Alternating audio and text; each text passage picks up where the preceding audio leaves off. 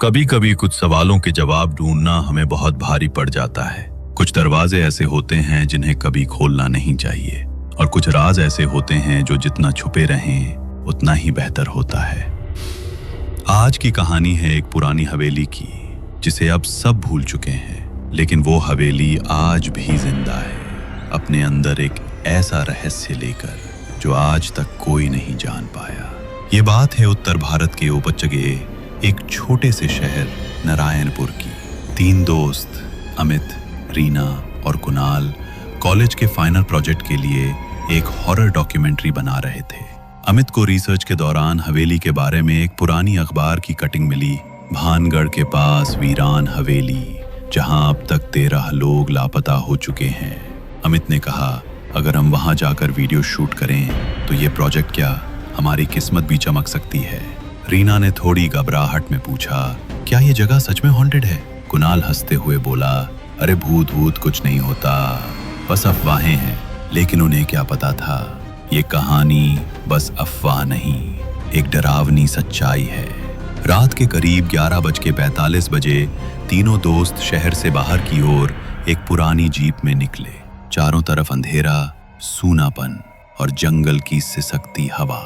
करीब 12 बजे वो उस जगह पहुंचे, वो पुरानी हवेली, टूटी फूटी काली दीवारों वाली, जैसे सदियों से किसी इंसान ने वहां कदम ही न रखा हो। दरवाजा खुद ब खुद थोड़ा सा खुला हुआ था, जैसे कोई उनका इंतजार कर रहा हो। रीना धीरे से, मुझे अच्छा नहीं लग रहा, हम वापस चले?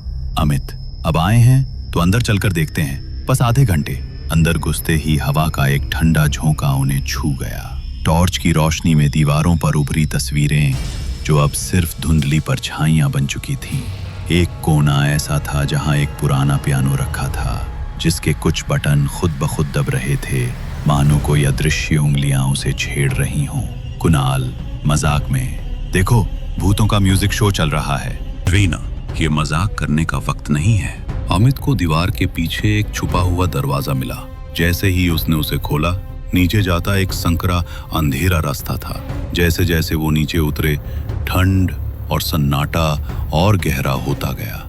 नीचे एक कमरा था जिसमें कई पुराने लकड़ी के बक्से थे। एक बक्से पर खून से लिखा था, जो आया वो गया और कभी लौटा नहीं।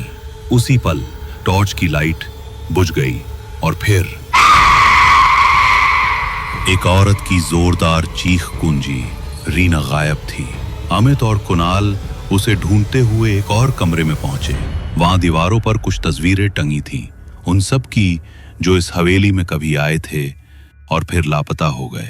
सबसे आखिरी तस्वीर में रीना की शक्ल थी, और ठीक उसके नीचे एक सफेद साड़ी में खड़ी एक औरत की तस्वीर, जिसकी आंखें खून से लाल थीं और मुंह से खून टपक रहा था।